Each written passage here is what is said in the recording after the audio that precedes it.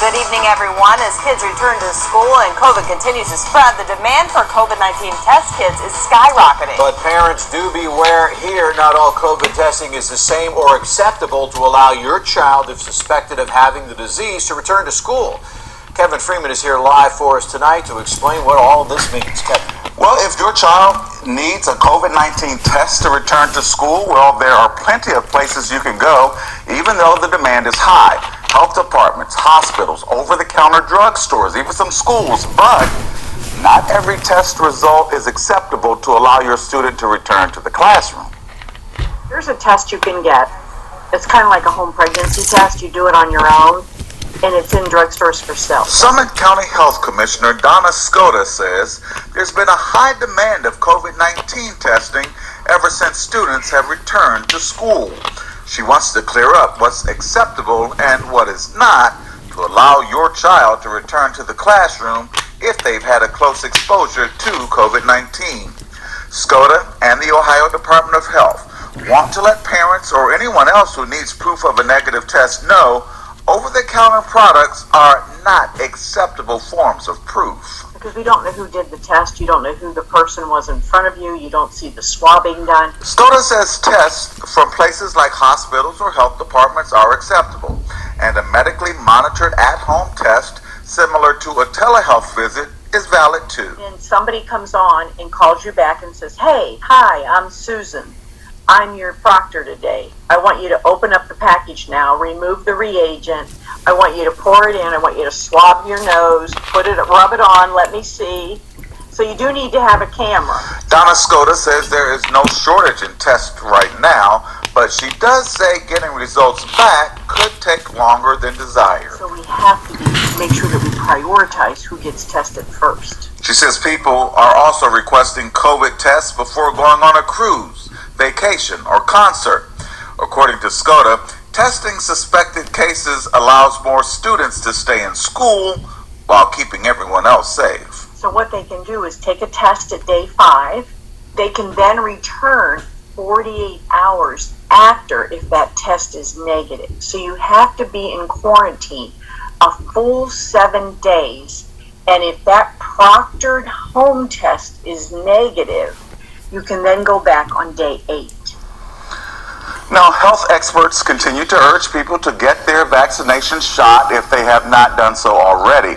They say 80 to 85% of the new cases are among people who are unvaccinated, but they say very few of the breakthrough cases from vaccinated people land them in the hospital.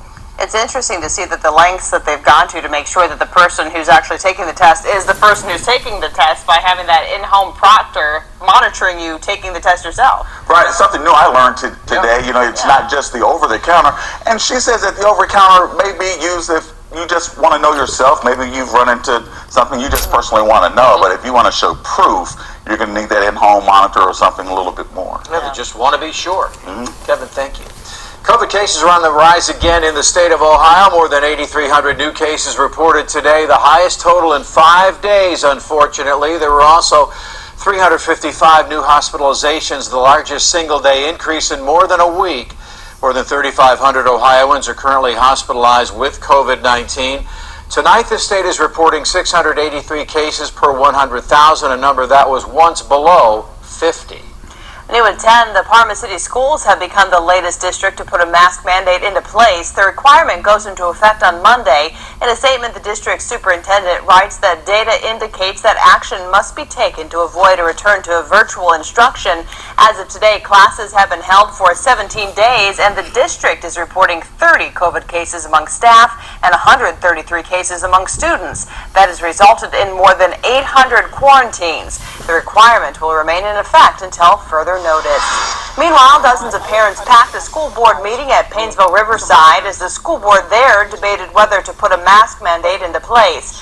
The district is currently mask optional, and tonight the superintendent reported that in 15 days of school there have been 93 positive cases and more than 250 quarantines. Before making their decision, the board listened to more than an hour of testimony from parents on both sides of the issue.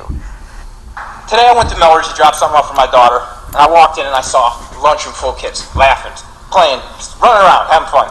And I'm just thinking that we're going to take this away from them again for something that is less dangerous to them to the flu. You live in America, yes, you have freedom of choice, but you do not have freedom of the consequences. This isn't about you. This is about the other person. In the end, the board voted 3-2 to reject a mask mandate and kept the optional plan in place. There's also this. A meeting of the Cuyahoga Falls Board of Education ended after a group of parents refused to put on masks. It led to a tense exchange between some of the parents and board members. Fox 8's Jack Shea has more on what happened and how the school district is responding. I'd like to call to order this September 15th, 2021, regular meeting of the Board of Education. Police are called to Cuyahoga Falls High School on Wednesday after a group of parents attending a Board of Education meeting refused to wear face covers, as mandated by the school district. The parents were at the meeting to protest how their children are being treated for opposing the mask mandate. May I please ask you to escort these folks from the building? We're trying to. Yeah. Our goal here is to not have this turn into an arrestable offense. That's our goal. Ours as well. We have board business to conduct, however. The parents told officers that they would not wear face covers. A short time later, the school board decided to end the meeting, which prompted one parent to call the school board members bullies and cowards. Okay, we're back in session and off our recess, and I'll entertain a motion to adjourn. Bullies are cowards and run.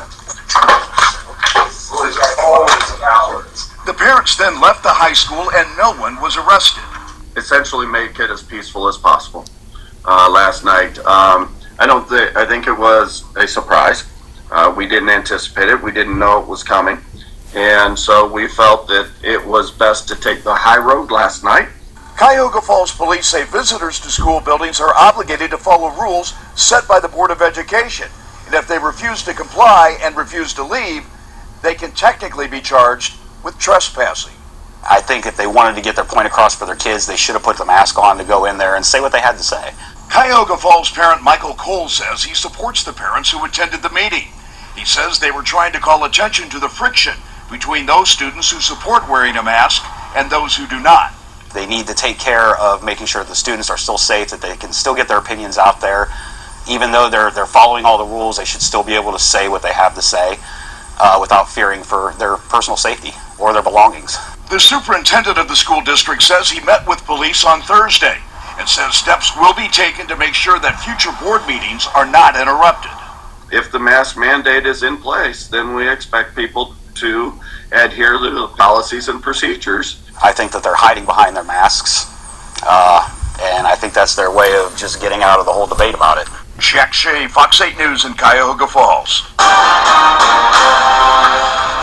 Breaking news, a local congressman says he will not run for re-election. Republican Representative Anthony Gonzalez, who represents the 16th Congressional District, announced tonight that he will not seek to retain his seat in 2022.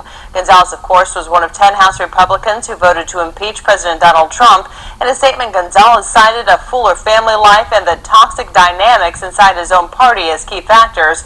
But he went further in an interview with the New York Times, and he called Trump, quote, a cancer for the country. Gonzalez was being challenged in the Republican primary by Max Miller, a former Trump White House aide. He tells the Times that he doesn't believe Trump can ever be president again, and most of his political energy will be spent working on that exact goal. At the State House, the Ohio Redistricting Commission passed a new state Senate and House maps, but failed to reach a bipartisan consensus at the deadline. New maps are expected to keep Republicans in power with a supermajority. The commission approved new district boundaries purely along party lines, which means the map will last for only 4 years. Advocates are already debating lawsuits over the maps they claim are gerrymandered and don't represent Ohio. Tonight, a Fox 8 I-Team investigation is exposing a breakdown in a city camera system set up to protect residents. See what we found after a murder last night right across the street from the West Side Market. I-Team reporter Ed Gallick has more. A male running with a gun. Murder across from the West Side Market. Officers hope city security cameras there caught video. But listen. Prototype's checking, but the cameras weren't functioning. Yeah, real-time crime. Look at the camera in the area of 26 and Lorraine. The cameras were not functioning because of the storm, but I'll let them know. The I-Team investigating city cameras not working. Cameras tied into the Real-Time Crime Center, an operation to get video and clues to officers right after crimes, hoping to solve more cases. The city's even been installing more cameras, but we've heard multiple calls mentioning cameras down. I-Team reporter Peggy Gallick uncovered this after a deadly hit and run. Real-time cameras, they are currently down and have been for some time. I think they're dropping the ball. We played dispatch audio for Faye Harris, a West Side activist. She says she pushed to have the city put up the cameras at the scene of that murder. I feel really bad. It just almost shows that the city is neglecting the maintenance of those cameras. The I-Team also investigated how often no one is even working in the Real-Time Crime Center. We've reviewed records for 5 months, found no one working in the center on 17 days. Also found the center staffed for just a few hours on other days. It is a tool to help solve crimes and get suspects or bad people in custody right away. But also has to be a concern for citizens. The police union now looking into this. In a statement, Cleveland police said there are over 1,500 cameras in the city's network, outdoor cameras that require maintenance from time to time. And the Real-Time Crime Center is regularly staffed during peak hours, and officers are on call for critical incidents. Still, city records raise questions about how many city cameras are not working and who's watching. 15 shots. Ed Galley, Fox 8, I-Team. Ed, thanks. An issue that needs to be addressed. Still to come, another school district gets serious about a troubling social media trend. New steps are being taken to assure safety there. What's fueling gossip online? It's an out-of-this-world opportunity. Tonight, a local teacher talks about her sister's historic trip to space. A dramatic chase nearly ends in tragedy, but the real surprise came when police realized who was behind the wheel. Plus, a football coach offers a special incentive in order to rally the fans, what he'll buy for people who come out to the game.